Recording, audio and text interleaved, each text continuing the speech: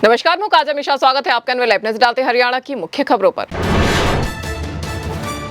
हरियाणा में हैट्रिक लगाने और पिछड़ा कार्ड खेलने के साथ ही अब पंजाब और बिहार जैसे राज्यों में भी सीएम सैनी के चेहरे पर भरोसा करेगी बीजेपी। सीएम सैनी बिहार के इस चुनाव को ध्यान में रखते हुए 6 जुलाई को जाएंगे पटना, जहां पर वे भाजपा की उपलब्धियां गिनाने के साथ ही ओबीसी समाज को बड़ा सियासी संदेश देने की है तैयारी। हरियाणा के मुख्यमंत्री सीएम सैनी 6 जुलाई को बिहार की राजधानी पटना में माली समाज की ओर से होने जा रही माली समाज के सम्मेलन में रखेंगे अपनी बात।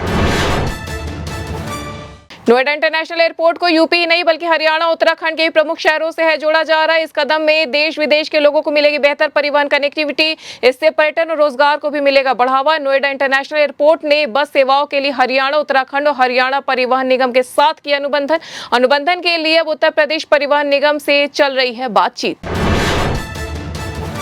हरियाणा के गांव में खुलने वाले कॉमन सेंटर में सरकार बड़े स्तर पर करेगी नियुक्तियां। इसके लिए सरकार की ओर से युवाओं को 6,000 रुपए भी दिया जाएगा मासिक मानदेय। इसके एवज में युवाओं को ग्रामीण को देनी होगी ऑनलाइन सेवाएं। इतना ही नहीं, उन्हें इस काम के लिए भी दी जाएगी फीस। इस योजना के पीछे सरकार के हैं 2 मकसद। पहला तो लोगों को गाँव में ही उपलब्ध होगी ऑनलाइन सेवाएं। दूसरा, इस योजना से जुड़ने वाले युवाओं को उपलब्ध होगा रोजगार। भीषण गर्मी के बीच गुरुग्राम में बिजली कटौती ने लोगों की बढ़ा दी है परेशानी। डीएलएफ जैसे पॉश इलाके समेत शहर के लगभग सभी इलाकों में पिछले 3 दिनों से 8 से 10 घंटे तक हो रही बिजली कटौती, जिससे निवासियों में है काफी रोष। गर्मी और उमस के इस मौसम में बिजली की अनियमित आपूर्ति ने न सिर्फ आम जनजीवन को किया प्रभावित, बल्कि उद्योग धंधों और कारोबारियों को भी उठाना पड़ा है भारी नुकसान।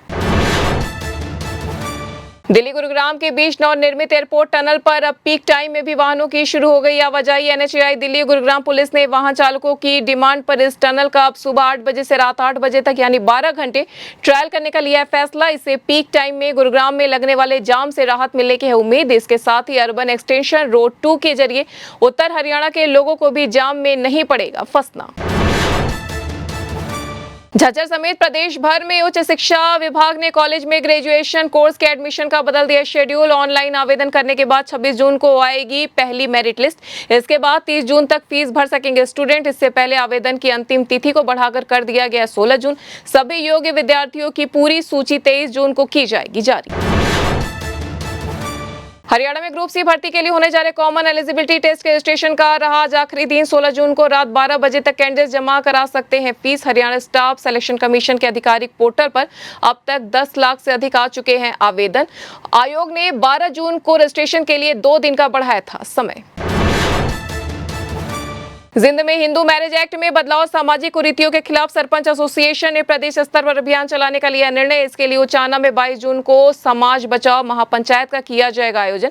महापंचायत में live in relationship, internet media पर बढ़ती अश्लीलता और युवा पीढ़ी पर पाश्चात्य संस्कृति के प्रभाव जैसे मुद्दों पर किया जाएगा विचार।